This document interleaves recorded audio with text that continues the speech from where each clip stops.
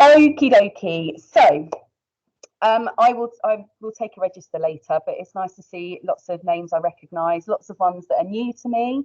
So I hope you find it useful today. I hope you're just generally enjoying all your taster sessions and starting getting excited about September. So introductions and course overview. I'm Mrs. Pledger, those of you who don't know me. I, looking like it, will be one of the Year 12 English Literature teachers from September. I've been teaching A-level English Lit for lots of years now, and I love it. So I'm really excited to hopefully see some of you on the course for next year. Could you please pop in the chat, just kind of maybe think why you are thinking about English literature. So what is drawing you to it? I know a lot of you might not be fully sort of sure about what you're going to be doing next year, but why English literature? Let's have all of you, if possible, getting involved.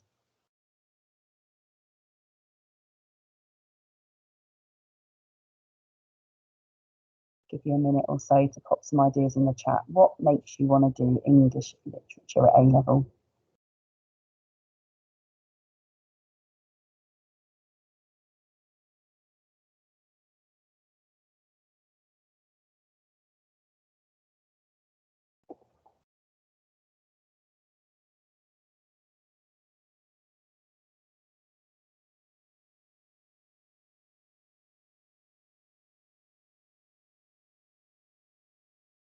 Are you there? If someone could just pop something in the chat box so you can confirm that you can hear me, that would be wonderful. So ideas in the chat box from each of you, please. Why are you considering A-level English Lit? Ah, good. Thank you, Scarlett. I know I'm not talking into the depths of nothing. Thank you for that. Okay, I'll let a few more ideas pop in and then I'll have a chat through some of them. Thank you. As many of you as possible, please. Come on, be brave.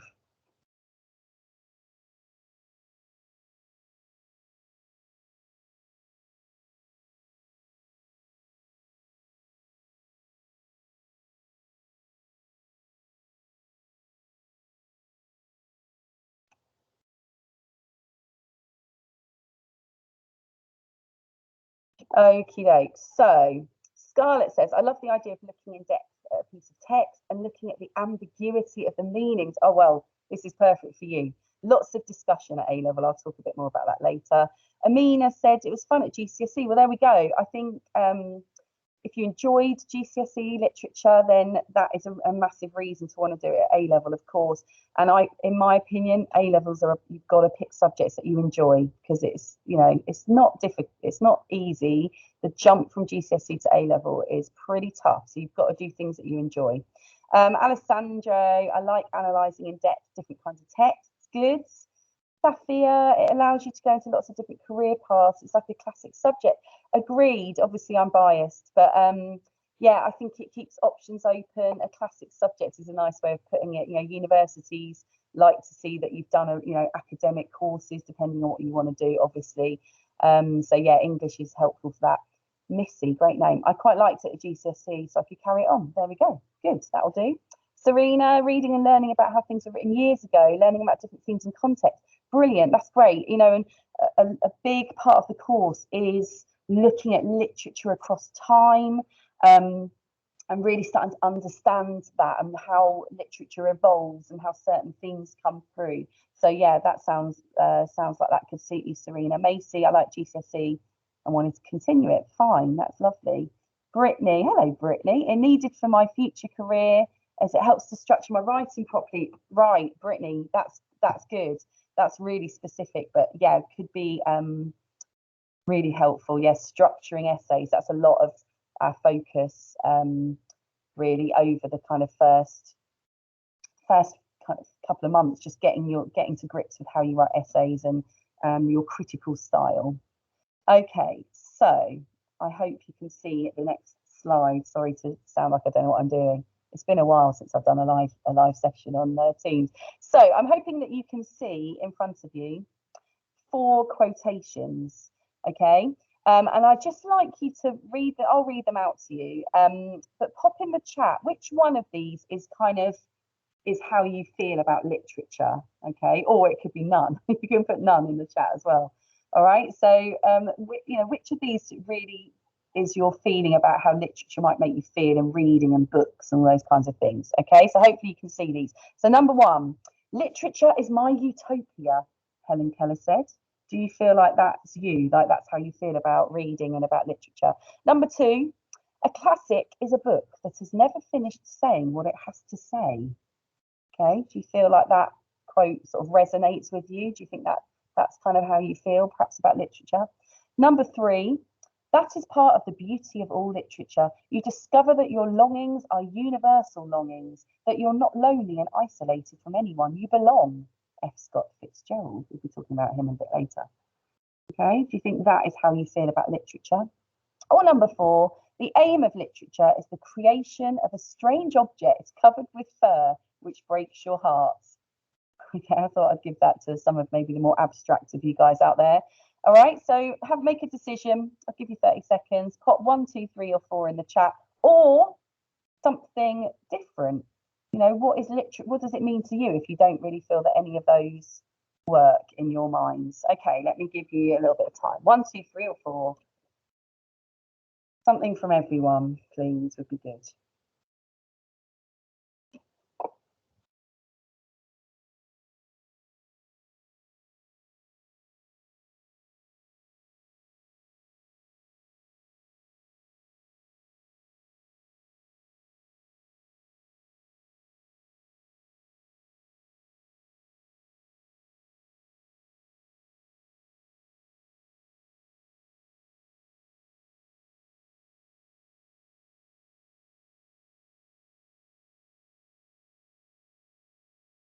Great, guys. If you haven't popped a number in, please do. So Charlotte's gone for 3. We've got Amina's 4, Macy 3, Alessandro 2, Scarlett 2.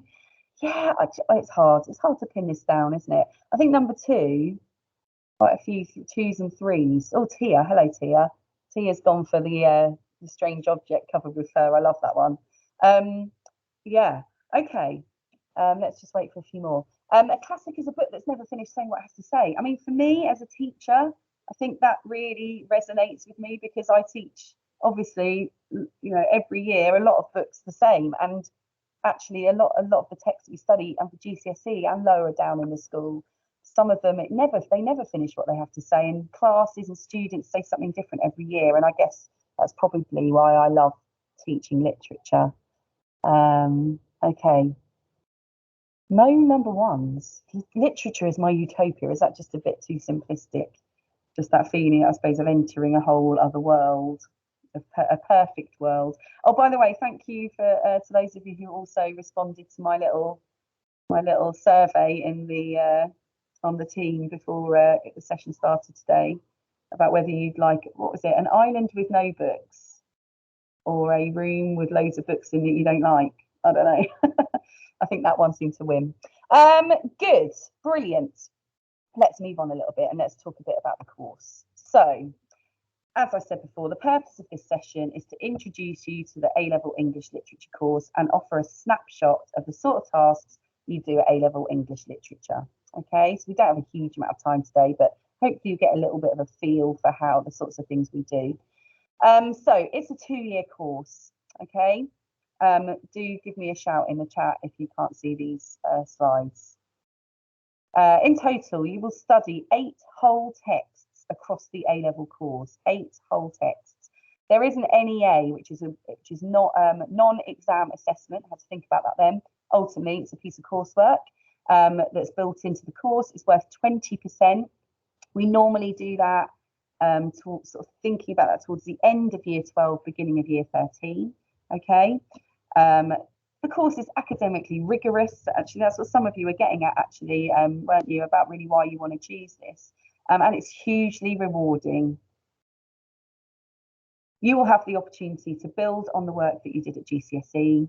The study of, that should say, A-level English Literature sharpens your ability to think critically and independently. And a lot of you would have already done that at GCSE. But I think obviously that becomes much, much more crucial to think critically and be perhaps much more independent about your own ideas, your own thoughts on texts, and your own interpretations. Okay, that is really where the big jump comes in. You will study a range of challenging, subversive texts in detail. English literature is a rigorous academic subject respected by universities and employers alike. Okay, so that could be a really helpful thing for you guys if you pick English Lit. Right, there's a lot of information on this slide, but I'll just sort of give you the highlights. So just to give you an idea of really how the exams work, what kind of things we do, and then I'll show you some of the texts that we study. So there are 2 exam papers at the end of year 13. Paper 1 is Love Through the Ages. Okay, this is a big one, 3 hours, but believe me, you will want all 3 of those hours. So it's 1 poetry and 1 prose text, and 1 Shakespeare play, okay, and also some unseen poetry.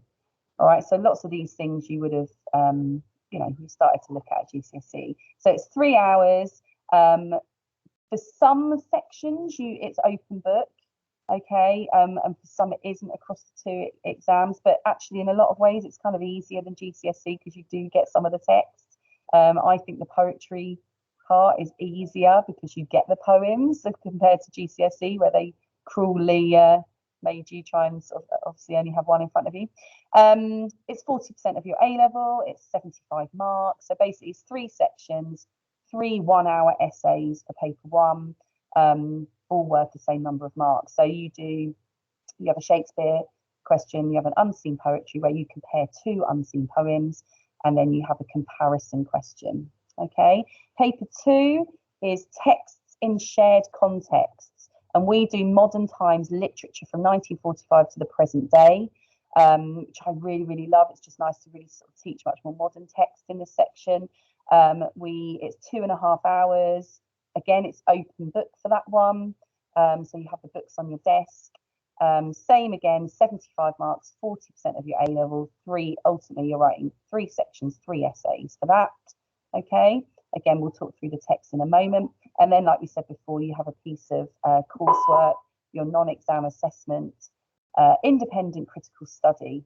So we will study 1 text together, and then you pick 1 of your choice, and you basically write your own question, and it's an extended essay. Okay, so I know that's lots of information. Here are some of the texts that we study. So our Shakespeare play is Othello, which is definitely one of the best in my opinion. Love it. We do The Great Gatsby by F. Scott Fitzgerald.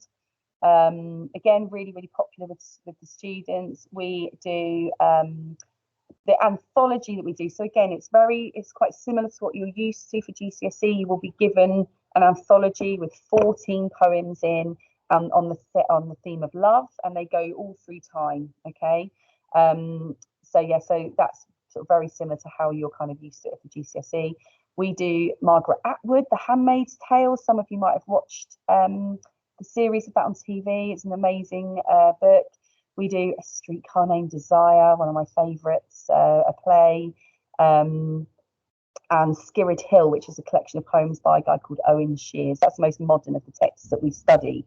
Okay, so year 12, we focus more on paper 1. So we do Othello is pretty much the first thing that you'll do in September, Great Gatsby and poetry. So those are the 3 that you do heavily in year 12.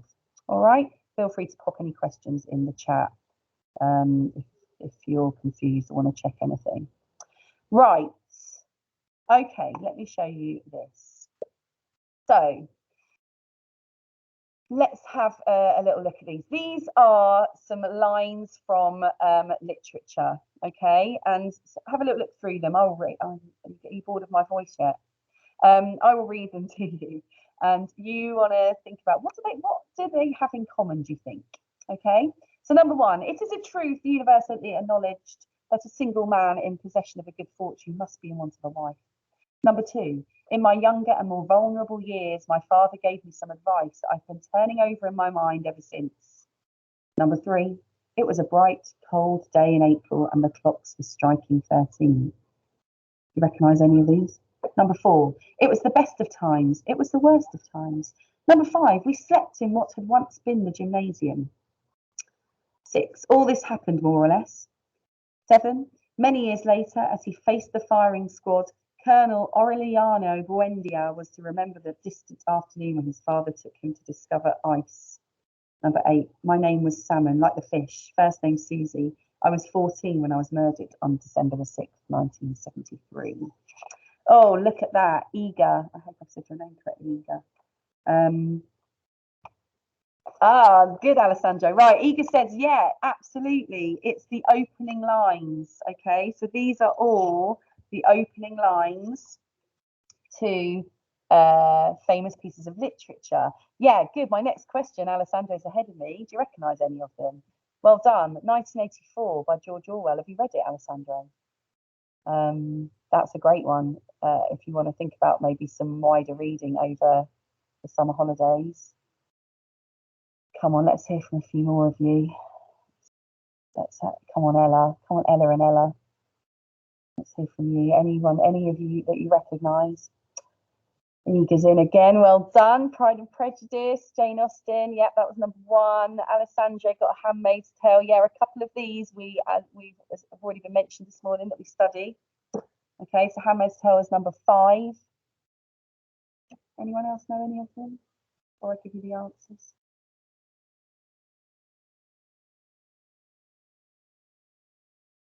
Ella, well done. The Lovely Bones. Good.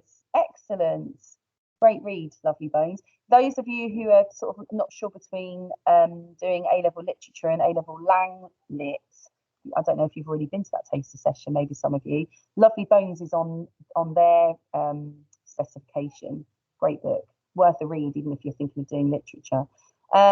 Okay, Macy's asking a question about number 4. Well done, it is Charles Dickens. Right, let me go through. So, number 1 is Pride and Prejudice, correct. Number 2 is, yes, Charlotte, it's The Great Gatsby. Well done. Number 3 is 1984. Number 4, Macy, correct. Charles Dickens. Eager, yes, it's The Tale of Two Cities. Number 5 was Handmaid's Tale. Well done, Alessandro. Number 6 is from a book called Slaughterhouse 5 by Kurt Vonnegut. You missed those pips, show me people. Number 7 is 100 Years of Solitude, okay, by Marquez. Number 8, Lovely Bones. Well done, well done. Okay, so let's talk about the openings of novels. So it starts at the beginning, obviously. In order to engage readers at the beginning of a novel, writers use a variety of narrative hooks. How many different types of narrative hooks can you think of? Okay, so have a think, what kind of things do writers do in their opening lines to draw the reader in, to engage them? Or have a look, I've gone back to the previous slide. What kind of things do these writers do? What kind of narrative hooks do you see here? Okay, so I'm going to mute myself for a minute or so and pop some ideas in the chat. Narrative hooks, what kind of things do writers do to engage the reader from the very beginning? Off you go. Lots of names in the chat would be great.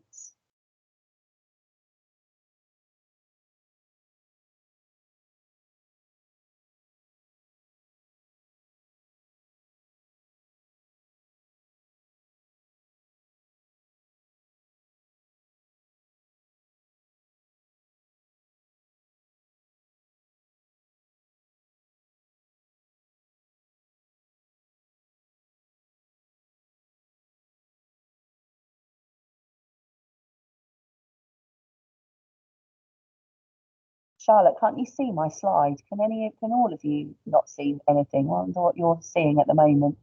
Fill me in. Lots of you putting some good ideas for hooks in there anyway, that's great. So you should have the slide with the openings in front of you. Is it me or is it you, Charlotte Lays? Oh, lovely. There we go. You can see it. Fabulous. Right, let's have a little look at what people are popping into the chat box then. Feel free to keep adding stuff. So Amina has gone for, start the story in the middle of conflict. Absolutely. And it's almost, you treat the first page of a novel like at the first scene of a film, don't you? Some films build, some start you straight in the middle. So yeah, good, Amina. Eager said, start with a fact or a statement. Yeah, I mean, that is a classic, isn't it? That Pride and Prejudice opening. So a fact or a statement. Yeah, good. Marianne, yeah, hello. Start with the setting. Yes, absolutely. That's a really common narrative hook, isn't it? Sort of get the reader immersed in that sort of world.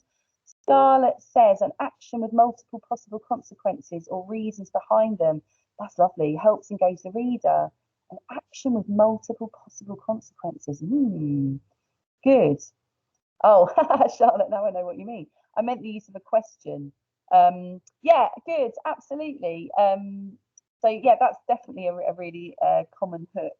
But often you'll get things like someone mentioned ambiguity earlier on in why they wanted to study A-level English literature, and that's often what writers start with, isn't it? Something that's unclear, something that's going to create quite a sort of mysterious or enigmatic opening. Direct address, so something that really, a classic persuasive technique, isn't it, to involve a reader. Something shocking, perhaps, or something that might shift in time often is used to sort of as a narrative hook. Eager said, yeah, introducing the protagonist, absolutely. Often that's, what a lot of writers do to really sort of create a clear main character. Brilliant. Okay, so let's push on slightly now to the opening of one of the novels that you'll be studying, or if you choose to do English literature. Okay, hopefully you can see this. So these are the opening lines of The Handmaid's Tale by Margaret Atwood. Okay, what hooks has Atwood used to draw us into the story? Okay, so you're looking for narrative hooks, and also you're looking for methods. Okay, so again, this is something really sort of typical of what you're perhaps used to doing at GCSE and what we will be doing at A level. Okay, so we're always constantly looking for methods, looking for language features, looking for devices that writers use to engage us. Okay, so I'll give you a few minutes this time. So I'm expecting to see lots more involvement in the chat from some of you, a little bit quieter perhaps. I won't name and shame you, but try and get involved. So narrative hooks and methods, anything at all. I will leave you for a few, or shall I read it to you? No, you can read it to yourself. I'll leave you for about 4 minutes, okay? And I want to see loads of involvement, please, in the chat. Off you go.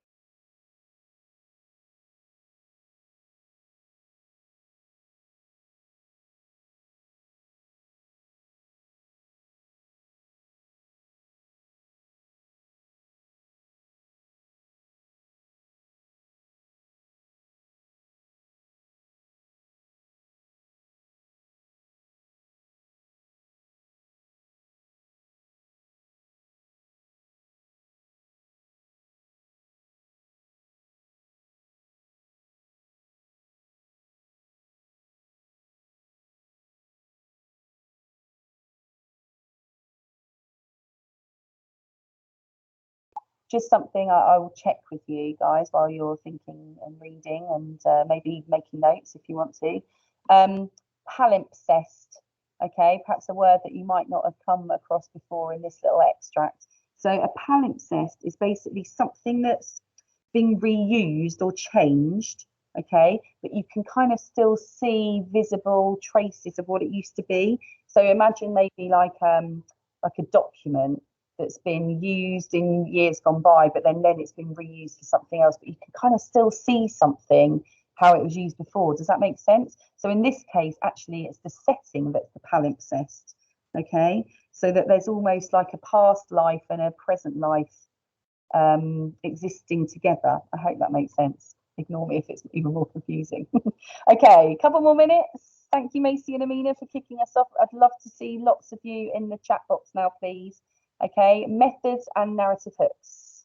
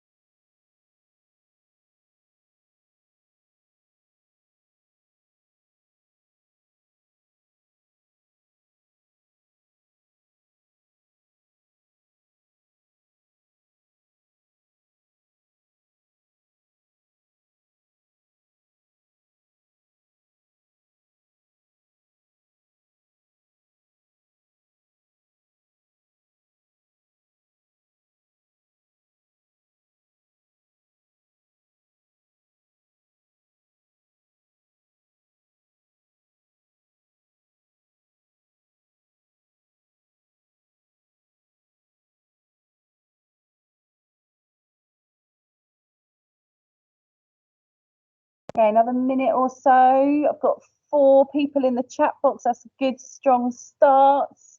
So only 17 of you to go. All right, come on, be brave. Anything at all. It might be a particular word that stands out. You don't even need to sort of name a feature or a device. Okay, so anything at all. How has Atwood engaged you personally as a reader straight away? All right, a bit more time.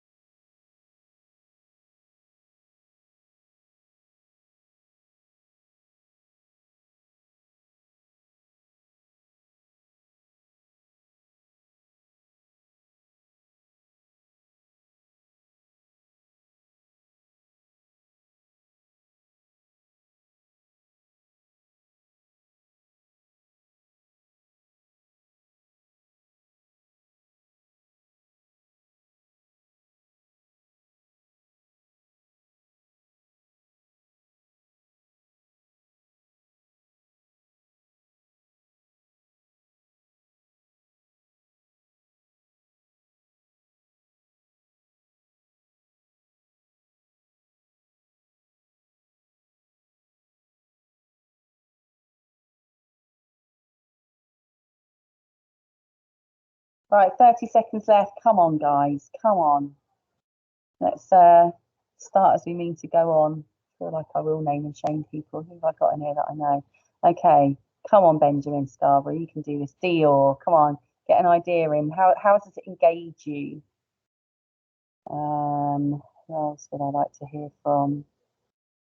Maybe Safia, Serena, Sophie, Tatiana. It'd be good to hear you. Hear you, sort of hear you, not really see you in the chat box. Right, so people are putting. Macy says power of 3, classic. Used when describing the floor to give a detailed description. Excellent. Yeah, so we have, someone said earlier, didn't we, that setting is often used as a narrative hook. So this one does that, doesn't it? Lots of detail, lots of kind of layers of description there. Amina, use of the senses, yes. Another, this is something, isn't it, that you learned probably in primary school, to use the senses to engage your reader. Yeah, excellent. Marianne started by mentioning a change, so the reader has to think about the change that happened. Yeah, nice. That's good. So it's like a moment, like a shift, maybe. That's nice. Alessandro, without revealing the plot of the book, it hints that something bad has happened by talking in the past tense. Good, well done. Like thinking about a bit of narrative perspective there. What tense are they in? Something, what's happened before this. I like that. Thank you, Alessandro. Scarlett has said, Atwood's used the method of engaging the reader through starting with an ambiguous sentence. Lovely, Scarlett. Leading the reader to wonder multiple questions. Why are they sleeping there? What do they mean by had once been? She also uses descriptive writing when describing the setting in the old gymnasium. Scarlett, loving your work. Yeah, really good. Ambiguity. I think that's back to, did you say that at the beginning, maybe? Absolutely. And again, that's a lot of how writers engage, isn't it? Marianne has said that Atwood has personified the balcony to highlight there was something significant about it. Well spotted. Well spotted. Well done. Tia, reminiscing about what the gymnasium used to be like with positive imagery to show the significant change in atmosphere. Thank you, future A-level lit students. Good job. Good job. Okay. So there we go. Like, as I said, that's sort of just a little kind of snapshot of maybe what A-level lit students like to do, looking for layers of information, different interpretations, obviously constantly thinking about methods, writers' intentions. So all of these things are not completely alien to you guys off the back of GCSE. It's just pretty much what we said before. The big difference is more of a critical idea involved.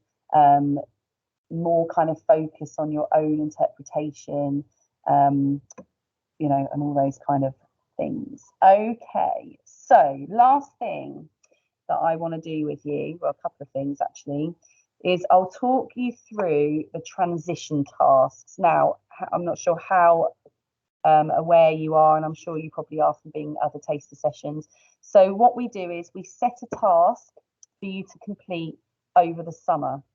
All right, for those of you who are, you know, thinking that A-level English literature is definitely for you, and it is absolutely what we will expect to take these in the first sort of week or two of the term, and it just gives us a really, well, it does two things really. It gives us a really good idea of where you're at, and it's a bit of commitment for the course, but actually most importantly, we give relevant things for you to do that will really help your understanding straight off from lesson 1 in September.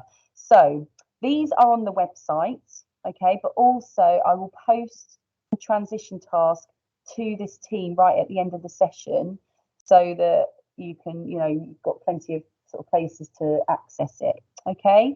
So task 1 is you're going to read Othello by William Shakespeare.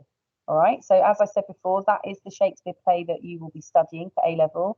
So you need to have read it before you even get to your first English lesson. Okay, you need to make notes on each act as you read, recording your thoughts on characters, theme, and plot. So it's almost like you're creating your own revision notes straight away. So you need to bring your notes to your first lesson, ideally your first lesson. Okay. And then again, quite close to sort of the beginning of the course, we will be giving you a timed assessment task of an extract from Othello. So again, if you've read it, you've made all those notes, you know, that is essential to you being able to do that assessment effectively, and for it to be really, really useful for me and for you. All right. So again, any questions about these tasks, do put them in the chat. So yeah, so transition task 1, read Othello, make notes on characters, theme, and plot. All right. Task 2, a bit more choice around this one. So you need to select an extract of no more than 1,000 words. So it could just be the first page or two of a text, okay, of a novel. All right. And you need to write an essay, a response, ultimately, which analyzes the language in the extract, explaining what is revealed about the characters and themes. So you need to write an essay analyzing the language in a short extract from any book, okay? And you need to attach your extract to your completed essay so that we can obviously see what extract you've looked at. All right. Scarlett's good question. Do you choose between task 1 and 2? It is both, Scarlett, both tasks, I'm afraid.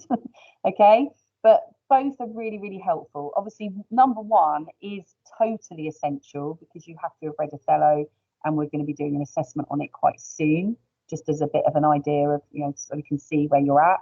The second one is just to get that analysis going, just to keep your brains going over the summer.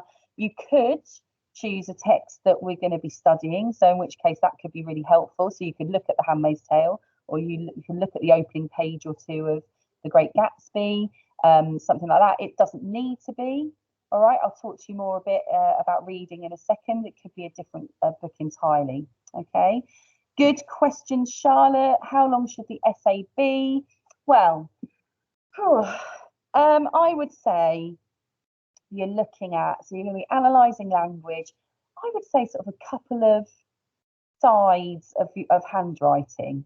That's really vague, isn't it? Some of you might have giant handwriting. You know what I mean? Sort of maybe like 4 or 5 paragraphs.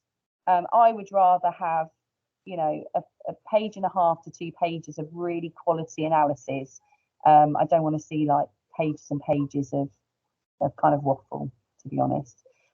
Is that a clear enough answer? Do push me for more info if you need to. That is absolutely fine.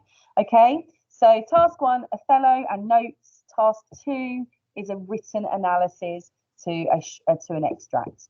Okay, so like I said, I'll put that on on this team when we're done, but I'm pretty sure that all of these are on the website anyway. If you obviously have any other questions that you perhaps haven't thought of now, or that when you get down to doing some work you suddenly panic and think, what do I have to do again, feel free to email me. Okay, my email address is on the screen now, or Miss Thompson, who is in charge of Key Stage 5 in the English team. So yeah, that would be the easiest thing if you've got anything to sort of you want to find out about in future. So I would say things that I'd be thinking about over the summer then obviously are your 2 tasks. You definitely need a copy of Othello, okay, if you're 100% sure that you're going to be taking this course, okay, and you can read Othello online, but obviously if you're pretty sure you're going to want to do the course and then you're making notes and doing task 1, having your copy of Othello ready for September is definitely a good plan. Great Gatsby we do early on in the course as well, so if you want to get organised, you can get a copy of that if you wish, and if you're sure that you're going to be doing the course. The poetry, like I said, is just like GCSE, so we will be giving you anthologies for that. So I would say those are your priorities in terms of buying texts. All right. The other question I was going to say is, let me stop sharing for a minute, and then hold on a second. How do I do that? Oh, this is all looking different to how I normally do it. Oh, maybe that was a bad choice, a bad decision. Okay, hold on, I'm going back. All right, so let me put my camera on and you can see my big green face. Hello, everybody. So yeah, so the other question I was going to ask was reading over the summer, just kind of other than perhaps Othello and maybe The Great Gatsby, if you want to get ahead of the game and do a bit of reading, what are you going to be reading over the summer? So have a think. You know, you've got some weeks, you know, spread out in front of you, stretching out. What are you reading, or what are you reading at the moment? So maybe share in the chat box can be our parting little idea, please. What are you reading, or what are you planning to read over the summer other than Othello? And then I'd just be interested to see what you think.